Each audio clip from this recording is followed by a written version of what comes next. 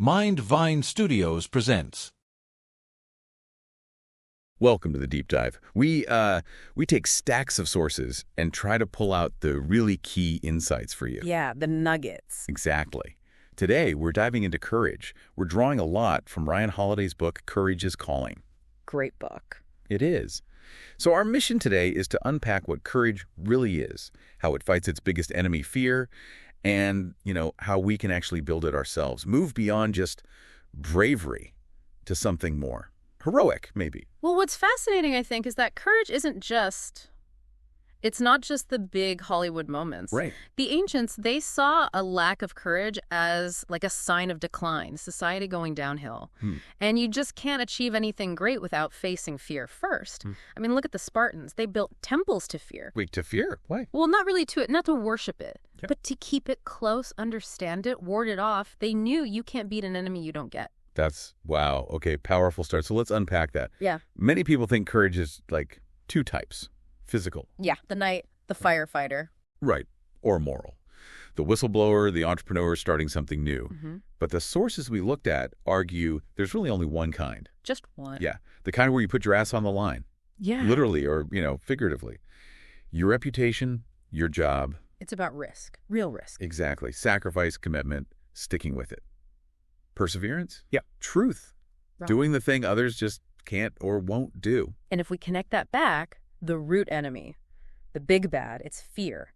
Phobos, the Greeks called it. Phobos. It just paralyzes you, twists how you see things, keeps you small. You know that old myth, Hercules at the crossroads? Socrates loved that story. I think so. Yeah. Easy pass versus hard pass. Exactly. Vice or virtue. And that virtue are ate or excellence. It had 4 parts. Courage was 1. Then temperance, justice, and wisdom. Okay. And that choice, it's not a one-time thing. We face it constantly, every day, multiple times a day, really. It really is a constant battle. So, okay, if fear is everywhere, how do we actually beat it? Yeah. The sources suggest it's logical. Almost. Yeah, surprisingly logical. Like mental jujitsu, you said. Think about Pericles, Athenian statesman. Okay. His troops are freaking out about a storm, thunder, lightning. He doesn't give a pep talk. He just smashes 2 rocks together. Smashes rocks. Says, see? Thunder's just the clouds doing the same thing. Huh. That's brilliant. And later, an eclipse causes panic. He covers a sailor's head with his cloak, asks him, "Are you scared now?" Sailor says no. Pericles says, "So what's the difference? Something bigger just caused the darkness." So he's breaking it down, making it less mysterious. Exactly. He understood fear thrives on the unknown, on these false impressions that feel incredibly real. You know that acronym FEAR, false evidence appearing real? Right, I've heard that. Pericles was dismantling that false evidence using logic. And building on that.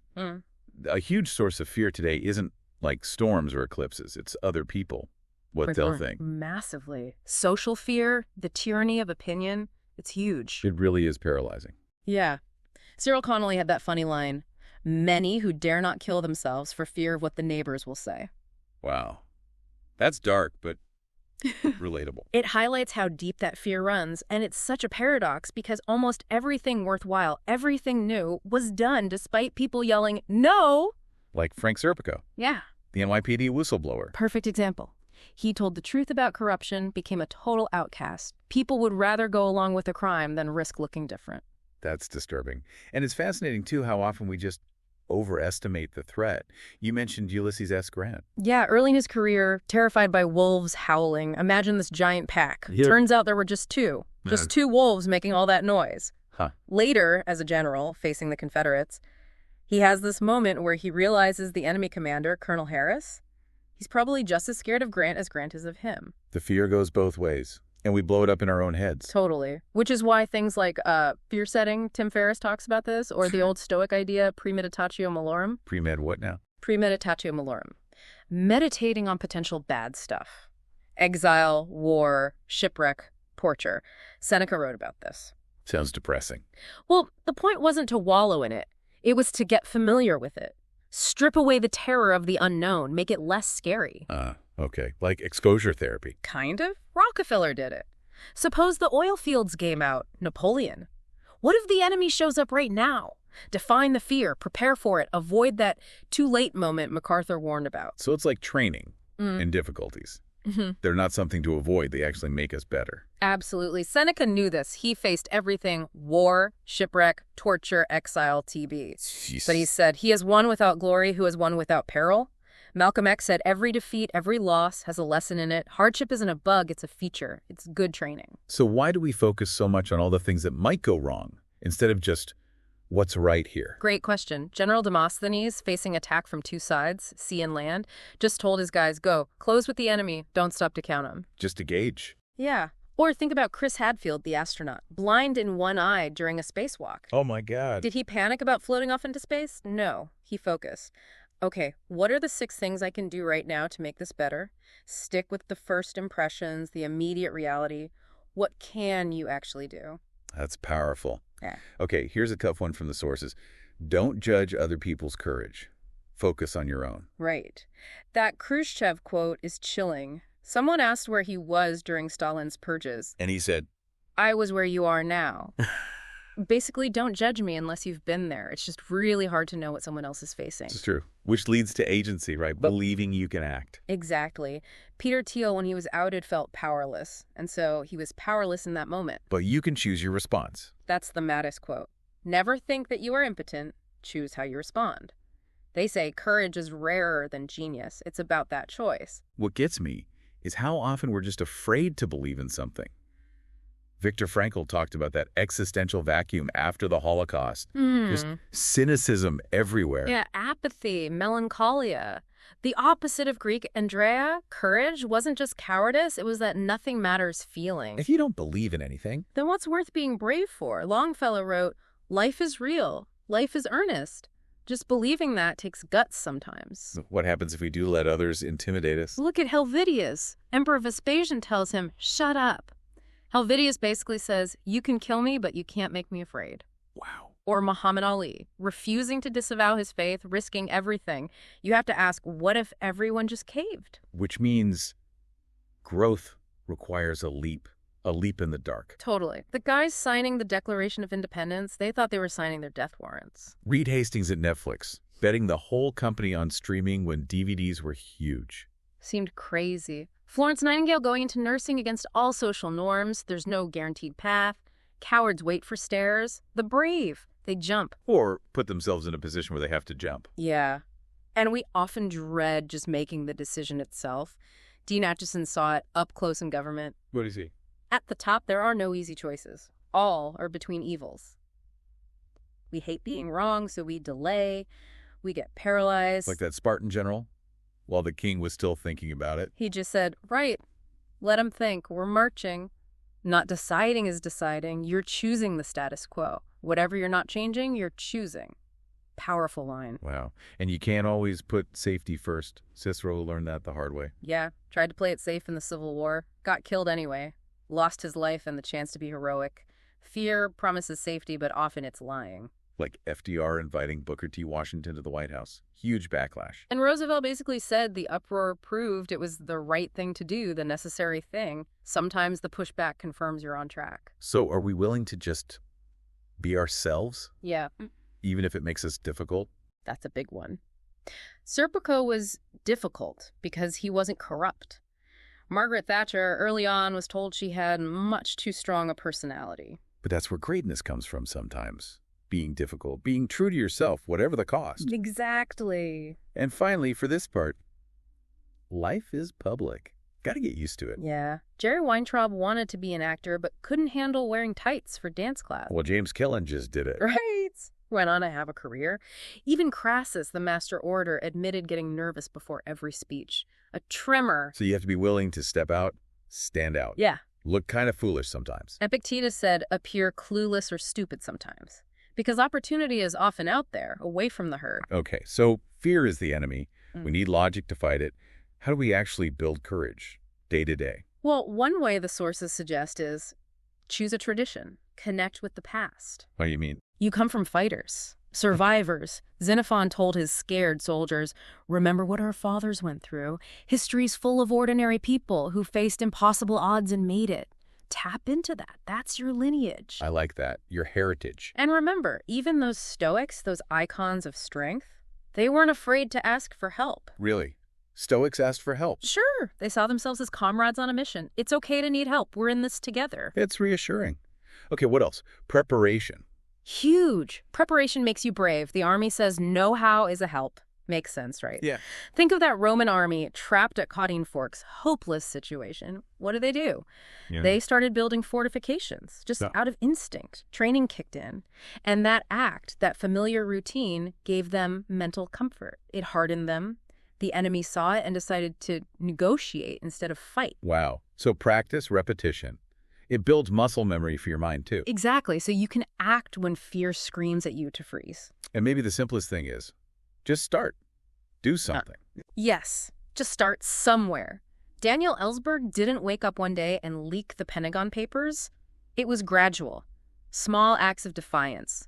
Petites actions. Little steps build momentum. Right, like driving at night. Your headlights only show a few feet ahead, right? But that's enough to keep going. Lincoln said the guy who actually does something with one regiment outshines the guy who does nothing with 100. Just act. Sometimes you just got to go for it. Like Lindbergh. Oh, Lindbergh's flight. Insane risks. Other pilots were crashing, trying the same thing. What did he do? He just pushed the doubts aside, gunned the engine, and took off.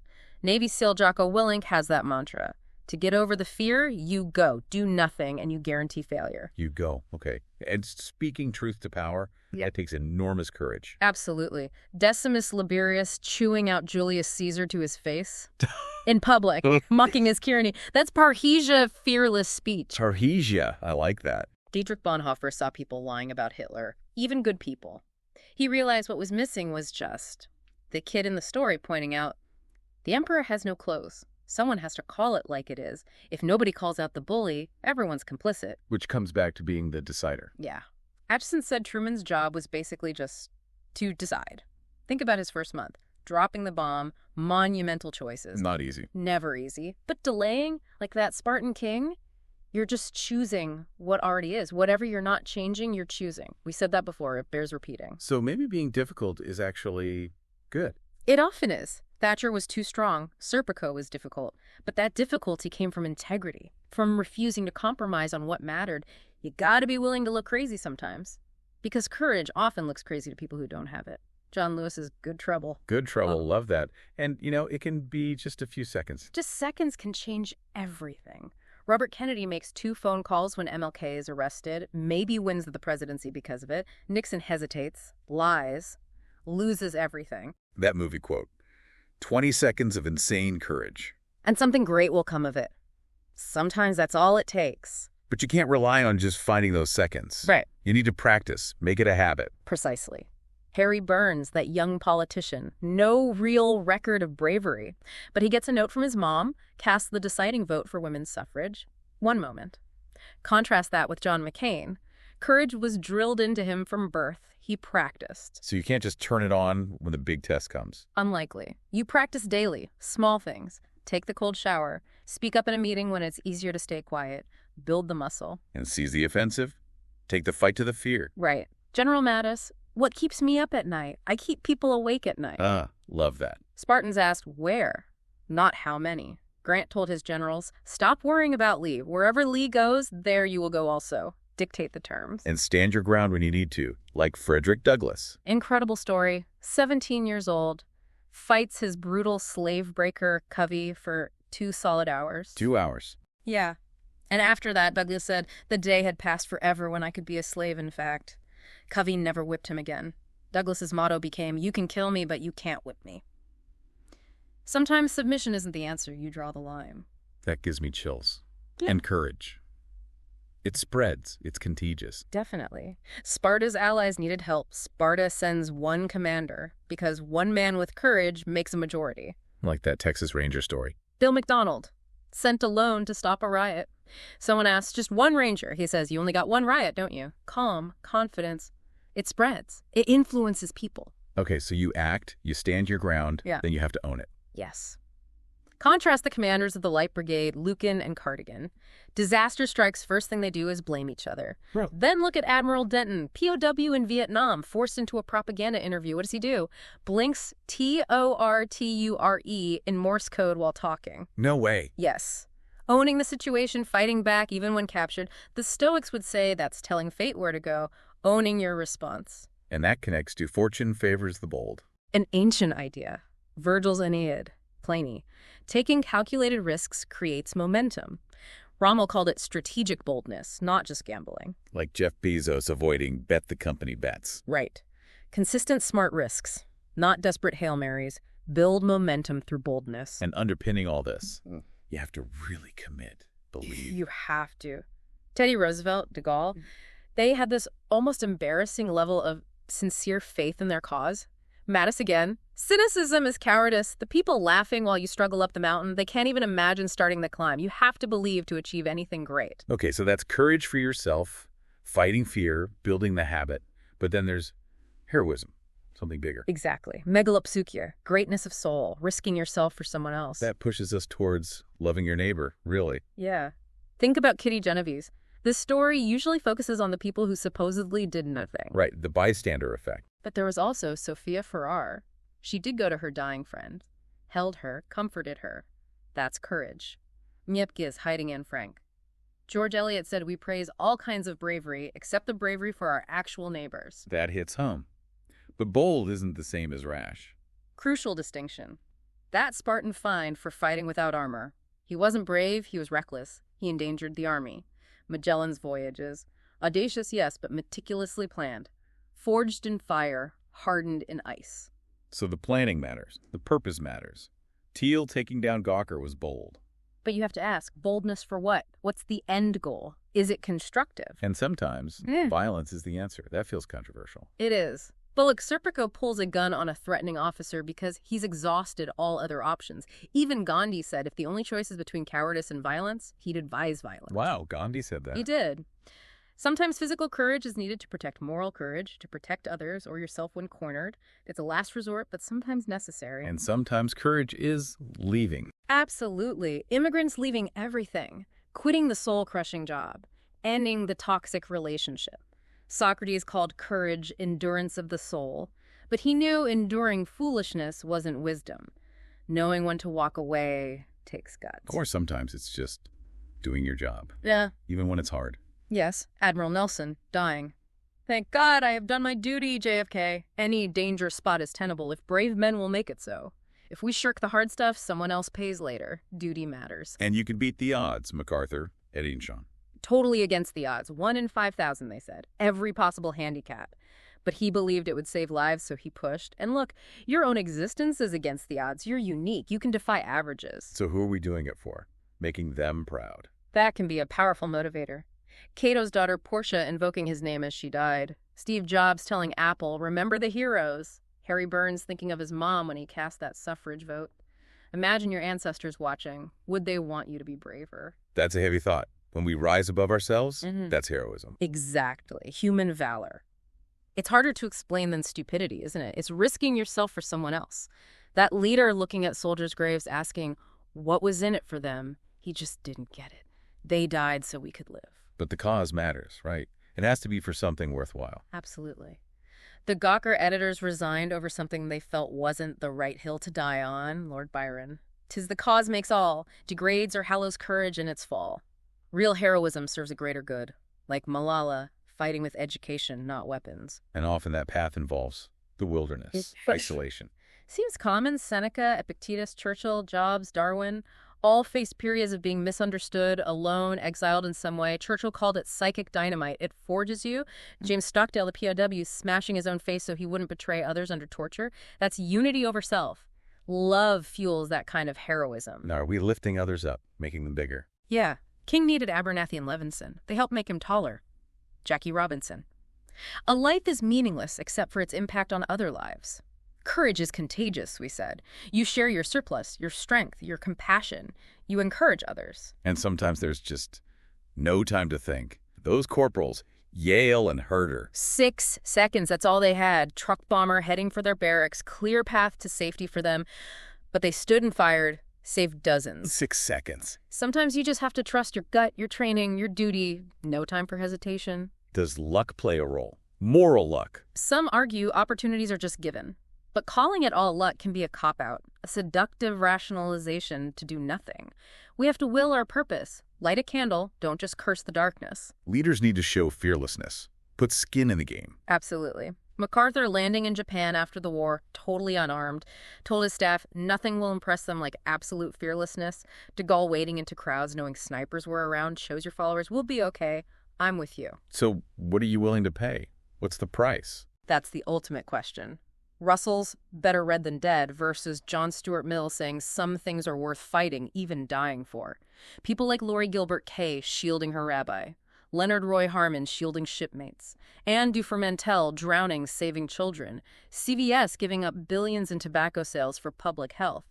If I am only for me, who am I? Which leads to the big why. Yeah. Maya Moore giving up her WNBA career, millions, to free a man she believed innocent. David Brooks calls it the second mountain climbing for something bigger than just yourself. You have to be willing to lose everything, no half risks. And are you willing to go back to the valley, to the fight? Bonhoeffer could have stayed safe in America during WWII. He went back to Germany, knowing it likely meant death, to fight Hitler from within. Serpico could have left the NYPD. Navalny could have stayed out of Russia. Paul Robeson could have stayed abroad. But they went back. They chose to fix what was broken, not just flee. MLK insisted on returning to Montgomery after threats. I would be a coward to stay away. Because silence is violence sometimes. It can be. That conspirator against Nero said he acted because it was the only way I could help. Marcus Aurelius knew. You can also commit injustice by doing nothing. Sergeant Shriver risking his job in Kennedy's campaign to help MLK get released.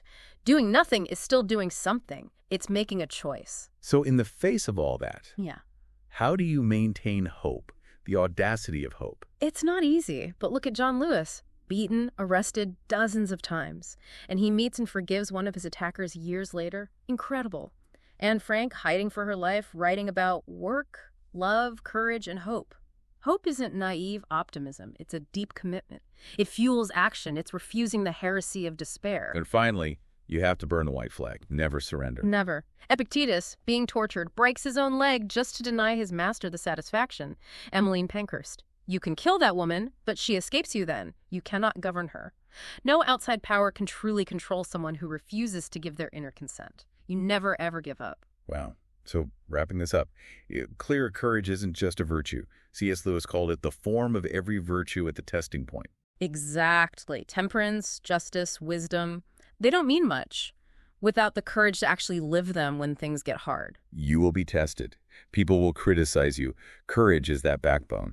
And the courage of those who came before, it just shines. We can't add to it, really. It stands on its own. We're only here because of them. So how do we repay that? Only one way. Add our own deeds. Carry on their unfinished work. Follow Hercules up that hard path. So for you, listening, what does this all mean right now? It means choosing virtue, not just talking about it, living it. And it's not just one big choice. It's 1,000 small ones every day. Today. Can you be brave? Who will you be brave for? What will you be brave for? The world. Well, the world wants to know. Thank you for joining us on this deep dive.